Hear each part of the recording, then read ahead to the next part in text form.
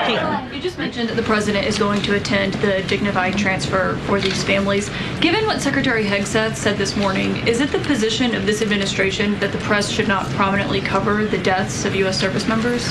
No, it's the position of this administration that the press in this room and the press across the country should accurately report on the success of Operation Epic Fury and the damage it is doing to the rogue Iranian regime that has threatened the lives of every single American in this room. If the Iranian regime had their choice, they would kill every single person in this room. And so we can all be very grateful that we have an administration and that we have men and women in our armed forces who are willing to sacrifice their own lives for the rest of us in this room and for every American across the country and for every troop that is based in the Middle East. That's what these... Secretary Hegseth was complaining that it was front page news about these 6 service members who were killed. That's not what the Secretary said, Kaitlan, and that's not what the Secretary meant, and you know it. You know you are being disingenuous. There is not...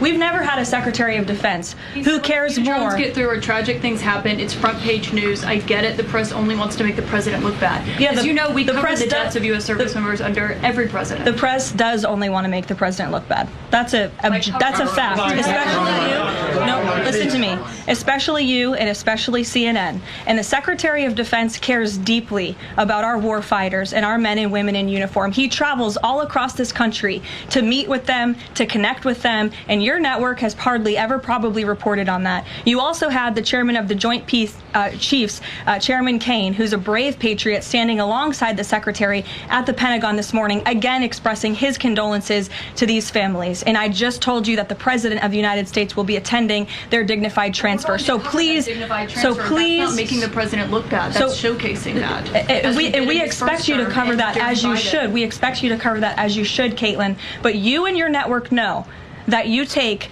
every single thing this administration says and tries to use it to make the president look bad. That is an objectable fact. I don't think covering troop deaths is trying to make if you're trying to argue right now that CNN's overwhelming coverage is not negative of President Donald Trump, I think the American people would tend to agree, and your ratings would tend to disagree with that as well. Go ahead.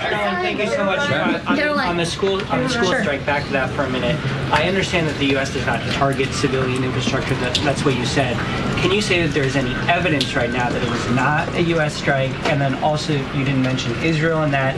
Is there any assessment about Israel's potential likely role in that, if at all? Again, the Department of War is currently investigating this matter, but again, I will reaffirm that the Department of War and the United States Armed Forces do not target civilians, as does the Iranian regime, who kill and execute their own people. Christian. Something explosive just happened inside the White House briefing room. And it wasn't a policy announcement. It wasn't a diplomatic breakthrough. It was a full-blown confrontation between the Trump administration and the press, one that instantly lit up political media across Washington. Because in the middle of a press briefing, White House Press Secretary, Karoline Leavitt, and CNN journalist Kaitlan Collins got into a fiery exchange over the deaths of American service members during a military operation in the Middle East. And what started as a simple question quickly turned into a brutal clash over media bias, political messaging, and the role of journalism in a democracy. Let's break down exactly what happened. The moment began when Kaitlan Collins asked about the deaths of 6 U.S. service members and connected to a military operation known as Operation Epic Fury. She asked whether the administration believed the press should avoid prominently covering those deaths. It was a direct question, but instead of giving a straightforward answer, Karoline Leavitt fired back immediately. She accused the press, especially CNN, of focusing on tragedy instead of reporting what she called the success of the military operation against Iran. According to Leavitt, the media should be highlighting the damage done to what she described as a rogue Iranian regime that threatens American lives. She argued that Americans should be grateful that U.S. troops are willing to risk their lives to confront those threats. But Collins wasn't backing down. She pushed back with a point that has been true under every president, Republican or Democrat. When American troops die, it becomes front-page news. And not because journalists are trying to embarrass a president, because the sacrifice of service members deserves to be seen, understood, and remembered by the public. But that's when the confrontation escalated. Leavitt accused CNN directly of trying to make President Trump look bad. In fact, she went even further. She said the press, especially CNN, only wants to make the president look bad. That's a remarkable statement to make inside the White House briefing room, because traditionally, press secretaries defend policy. They explain decisions, they clarify facts. But accusing a specific journalist and network of political bias during a live briefing? That's the kind of moment that instantly goes viral. And it did. Collins responded calmly but firmly. Reporting on the deaths of American troops, she said, is not an attack on the president. It's journalism. It's accountability. It's how the public learns the real cost of military operations. And historically, she's absolutely right. From Vietnam to Iraq to Afghanistan, the deaths of U.S. troops have always been front-page news. Not because the press is trying to embarrass presidents, but because democracies require transparency about the cost of war. But Leavitt kept pushing. She argued that networks like CNN ignore positive stories about the military. She pointed out that Defense Department officials had expressed condolences.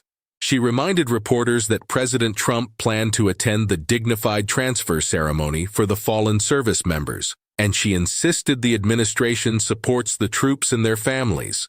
But for many watching the exchange, the debate wasn't really about one press briefing. It was about something bigger, the growing war between political leaders and the press. For decades, presidents have accused the media of unfair coverage, from Nixon to Reagan to Clinton to Obama, and now Trump. But what makes this clash different is the tone. Instead of simply disagreeing with the question, the press secretary openly accused the journalist asking it of acting in bad faith. And that's why the moment exploded across social media, because it perfectly captured the tension that defines modern American politics. A government that believes the media is hostile, and a press corps that believes its job is to ask uncomfortable questions. And moments like this show just how volatile that relationship can become. But beneath all the political drama, one reality remains. 6 American service members lost their lives. And regardless of political arguments, their sacrifice is the part of this story that matters most.